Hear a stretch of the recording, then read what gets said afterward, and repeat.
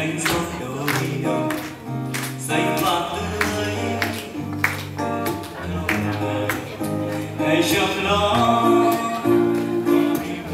về khu vườn bao la, nhà mái lá lên tầng cao. Sáng nay không còn gồng gánh nữa, ôi niềm vui đã đến rồi. Nắng